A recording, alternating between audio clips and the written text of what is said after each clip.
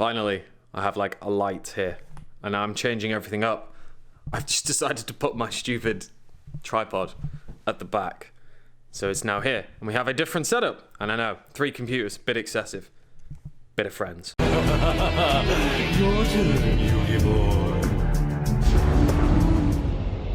What is up, guys? This is AlintheaYoh. Today I want to talk about the new structure deck that is basically coming out in the OCG, and eventually obviously it's going to come to the TCG, and that is the Lord of the Lair deck. Well, the Lair of Darkness, basically. And there's 5 new cards from it.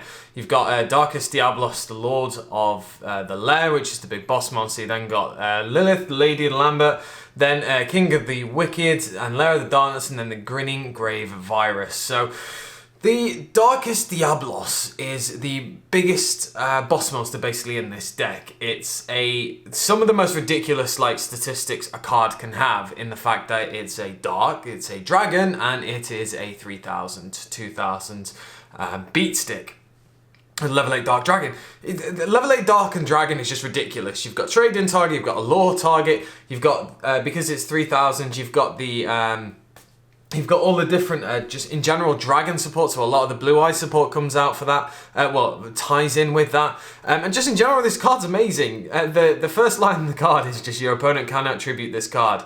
Get wrecked, Kaijus, and just everything else in general. They also cannot target it with card effects. You can only use each of these effects once per turn.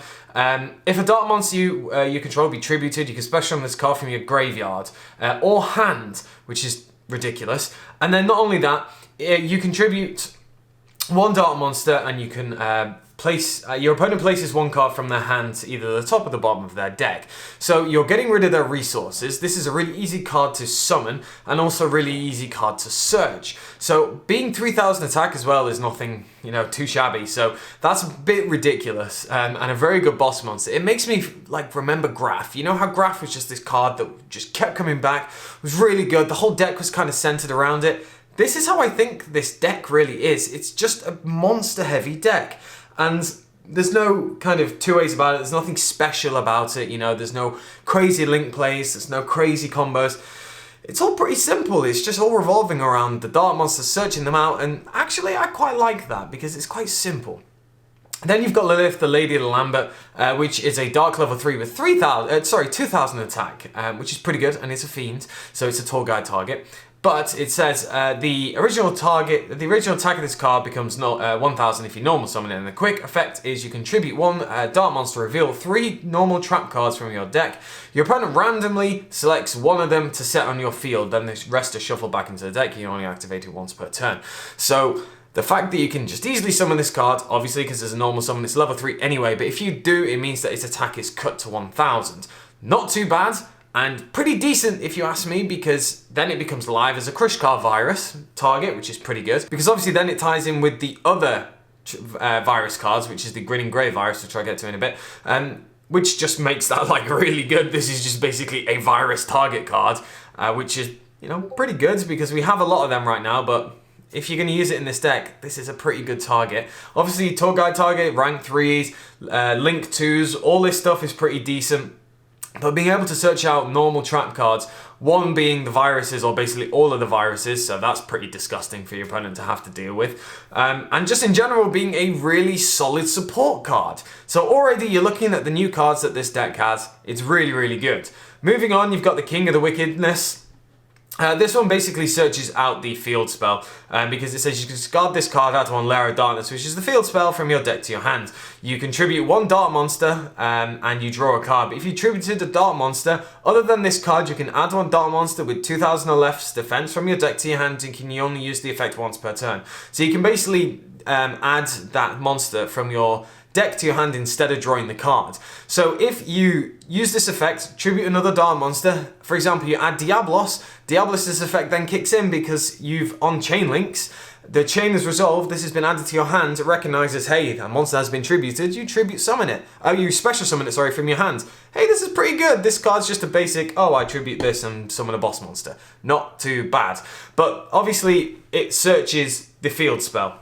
Having 2 very good effects there, and the field spell is pretty decent. Lair of Darkness, field spell, simple.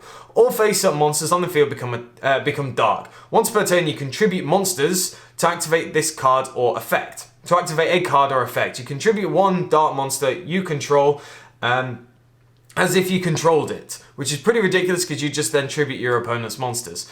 Once per turn during the end phase, special summon as many shadow tokens, which is a fiend level 3, 1000 attack, 1000 defense, as much as possible in defense position up to the number of monsters that were attributed this turn while this card was face up on the field. That basically means however many dark monsters were attributed on your side of the field, well, how many on your side of the field, obviously, because it's going to be your turn. You then special summon up to the number of monsters that were, tokens that were there. So that's pretty ridiculous because it also adds fuel for the viruses and it gives you that crush card target and also the grinning grave virus target. So just getting free monsters in general, and also let's not forget some of the other monsters have quick effects. So for example, we go back to Lilith, it says that you contribute one dark monster, then reveal the trap cards. That is a quick effect. Pretty decent because you can then just tribute those tokens, so you can see how all this synergy is coming forward. And then finally for the new card we have the Grinning Grave Virus. Tribute one dark monster with 3000 attack or less. Your opponent destroys one card in their hand and or deck for every 500 attack tributed monsters you had on the field. So if you tribute a monster that has 1000 attack, they have to tribute 2 monsters. Very simple. And then it goes up to 3, it goes up to 6 monsters. Or cards, cards, very important. It's not monsters, it's just cards. Depending on how many you tributed, so if you did tribute a monster with 3000 attack, like Diablos for example, that means they have to get rid of 6 cards, that's pretty good. But it does mean that they have to get it from their deck or hand, so they can preserve some things. It's the same thing as Crush card right now, like the fact that they can send from their deck to the graveyard, it might be able to benefit them. So it's a bit of an interesting one that you might want to be very careful and considerate as to what you would go against, but with using this card. But it does have more. Also, if you tributed a monster with 2000 attack or more, you can check all cards your opponent draws until the end phase of their 3rd turn. After this card's activation, destroy all monsters there. Cards, important, this is an important thing now.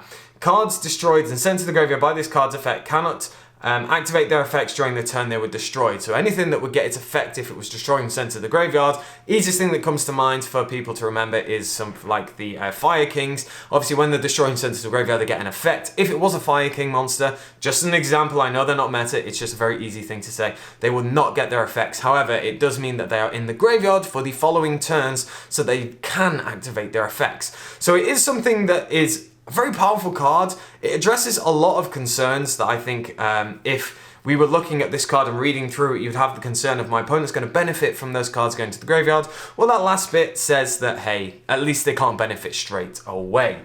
Overall, this deck is pretty good. It has the framework to be something very, very special. I think it will be very good, and I think it will actually impact on the game because there are just so many good dark cards out there. All of the support cards that are around, it's pretty ridiculous. One thing I really like is the field spell, and have you noticed this trend of how we have field spells that are just so good? Konami really have latched onto that in the past 2 years, let's say. They really like having their big, good field spell cards.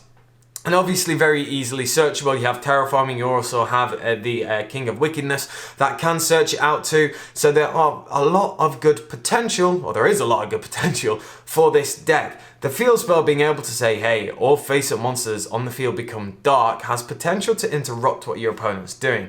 And then the fact is that once per turn, if you would tribute a monsters to activate a card or effect, you contribute one dark monster your opponent controls as if you controlled it. That basically means, for example, if you use the King of Wickedness, you summon it to the field, you have the field spell, you go, I would like to tribute one dark monster, I'm tributing your monster, thank you very much, I am getting a card to my hand. If that monster then had, well, obviously because you tributed a dark monster and not just yours, then you can just say, instead of drawing a card, hey, I'm just going to search out the big king, the darkness of Diablos, or darkest Diablos, sorry, and that just means that you can then summon it. There are a lot of good things that this deck can do. And as I said, the support that we have, the just vast amount of viruses as well, because don't forget, Deck Devastation is at 3. Eradicate a virus, which is still the best virus as it stands right now. I know Grinning Grey virus is good, but the potential damage that Eradicator can do, if you go against counter fairies and they go, okay, end phase, or I'm just going to set all my cards past turn. End phase, I'm going to call traps and blow out your entire field. Your strategy is gone. If you go against pendulums, you call spells.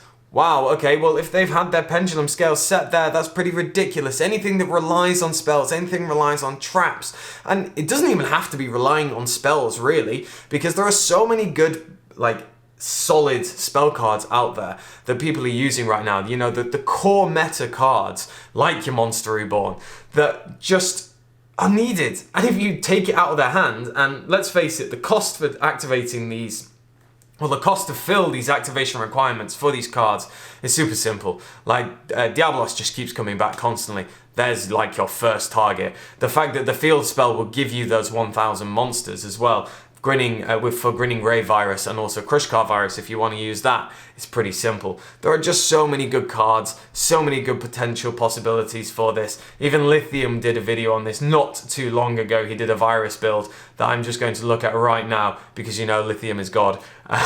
He integrated it with the Dark Worlds and Dark Lords. Dark Worlds wouldn't work with this, but Dark Lords, simply because of Ixiel and Suburbia, to being able to draw cards, being able to just get them out of your hands, being able to tribute as well. It's just so good. You go into your rank 8 plays, it works with the viruses, it helps a bit with the consistencies as well. The best part about using the Dark Lords is simply being able to have that draw engine. You can have easy targets for the trade-ins, easy targets for Ixiel, obviously, and just in general, really good cards in the fact of support that you have with the Monster Reborn, themed Monster Reborn for Dark Lords. It's just so good.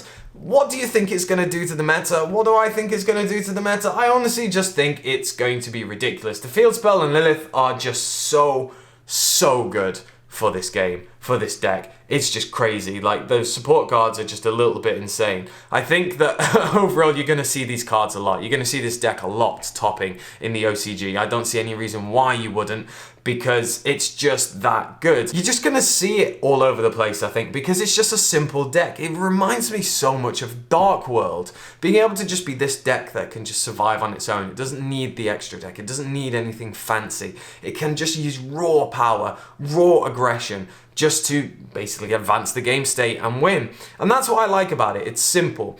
And I commend Konami for bringing out something like this, because I'm always afraid that when they bring out a new mechanic, they really want to push it and they really want to do something like that. And admittedly, they haven't been doing it very often anymore, but it's nice to see a structure deck that's just solely reliant on its own thing. It's like Monarchs. It's just solely reliant on that, and it's just good. And I mean, it's really good. Like, the Counter Fairy deck, I'll always, you know, say it's good, but this is just straight out of the box amazing. And I think you're going to be seeing it a lot. It's only a matter of time before it comes to us. I think probably summer it's going to be here for us. It may or may not have been announced yet, I'm not sure. But you might want to keep an eye on the OCG meta just to see where this lies up.